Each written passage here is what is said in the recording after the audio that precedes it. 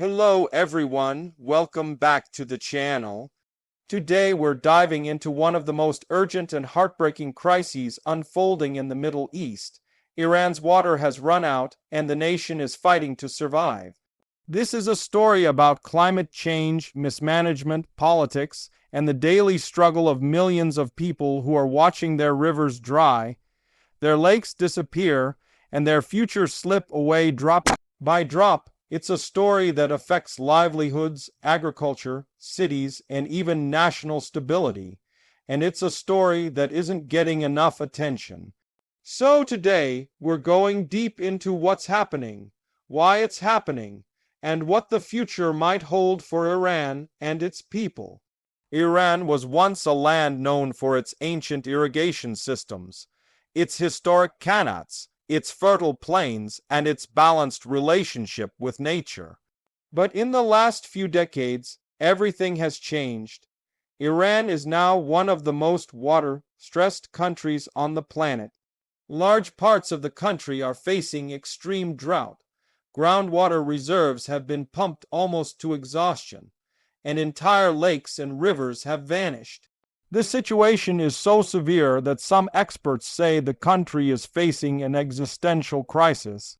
Villages have been abandoned, agriculture has collapsed in many regions, and the government is facing rising unrest from people who simply can't access the water they need to survive. One of the biggest symbols of Iran's water crisis is Lake Urmia. Once the largest saltwater lake in the Middle East, it's now a shadow of what it used to be. Decades of dam construction, overuse of water for agriculture, and rising temperatures have caused the lake to dry up almost completely. What was once a massive body of water is now a stretch of salt flats.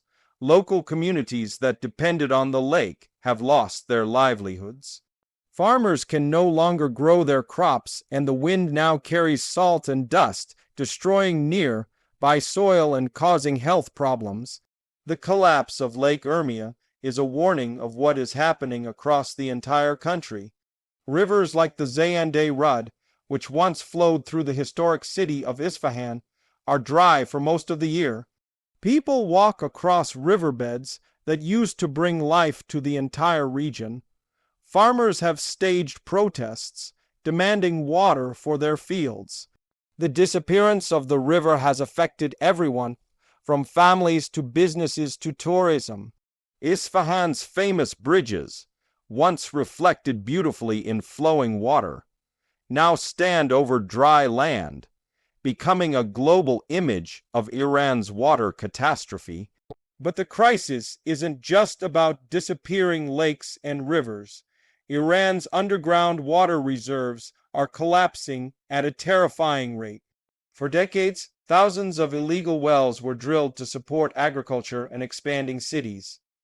Groundwater was pumped far faster than nature could replenish it. As a result, huge parts of the country have sunk literally.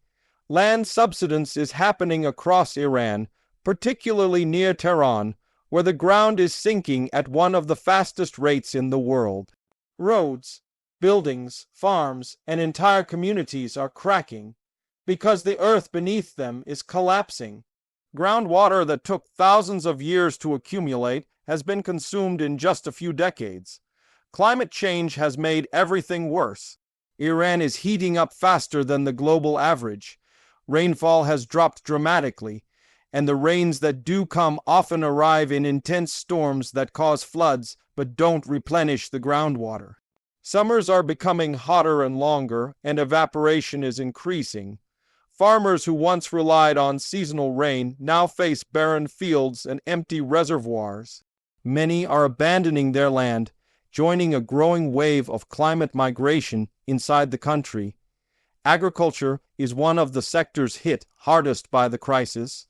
Iran relies heavily on farming to feed its population, but around 90% of its water use goes into agriculture. The system is outdated, wasteful, and heavily dependent on groundwater.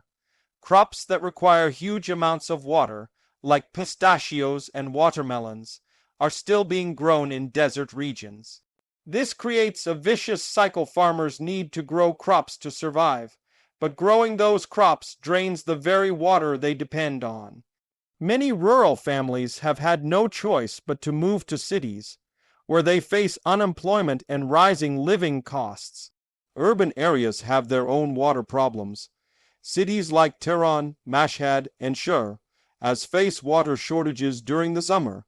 Some neighborhoods receive water only at certain hours of the day.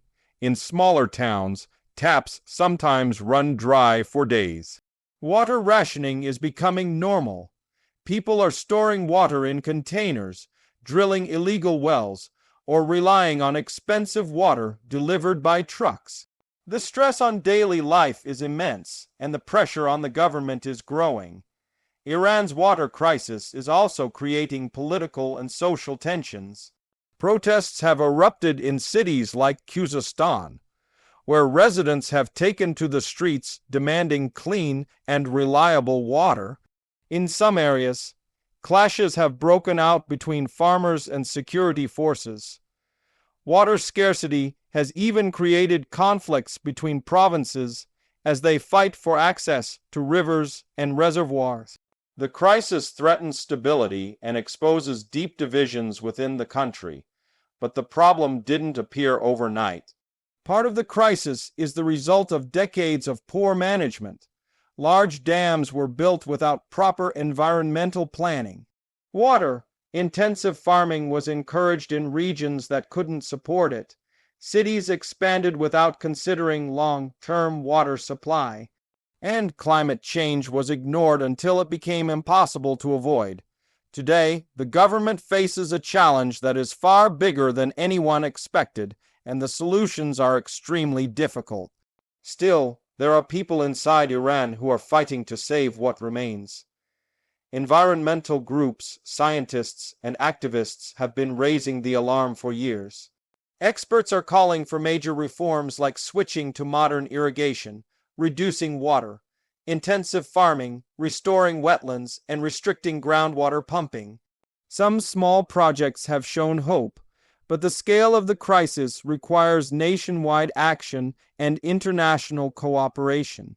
At the same time, ordinary Iranians are adapting in their own ways. People are learning to conserve water, using recycled household water, installing new systems, and changing their habits. Farmers are experimenting with new crops that require less water. Communities are trying to revive ancient irrigation systems like qanats to manage water more sustainably. These efforts are small, but they show the resilience of the Iranian people in the face of a growing disaster. The big question is what the future looks like. If current trends continue, some experts warn that millions could be displaced inside Iran due to water shortages. Major cities could face severe rationing, agriculture could shrink dramatically, and the economy, already under pressure, could suffer even more. The crisis may affect regional stability, relationships with neighboring countries, and Iran's position in global politics. But many experts also believe that with serious reforms, the country can stabilize its water situation. This would require reducing water, intensive agriculture, modernizing farms, managing rivers more sustainably, restoring groundwater, and planning for a hotter, drier climate. It would also require political will, cooperation among provinces, and long-term strategies instead of short-term fixes. The solution won't be easy, but it is possible. Iran's water crisis is a warning for the entire world. It shows what happens when climate change, mismanagement, and population pressure collide. It shows how quickly a once stable ecosystem can collapse. And it shows how millions of people can be pushed to the edge by something as simple and essential as water. But it also shows something else: the strength, patience, and determination of ordinary people trying to survive. Despite the heat, despite the dry rivers, despite the uncertainty, millions of Iranians get up every day and continue their lives with hope that things can improve. Their story reminds us that even in the face of disaster, humanity holds on. As we look at Iran's struggle, we should also reflect on our own relationship with water. It's easy to take it for granted, but water is the foundation of everything: our food, our cities, our economy, our health. Without it, society begins to crumble. Iran's crisis may be unfolding far away, but the lessons it teaches are global. So that's the deep dive into why Iran's water has run out and how the nation is fighting to survive. If you found this explanation helpful, make sure to stay tuned for more content like this. Thank you for watching, and I'll see you in the next video.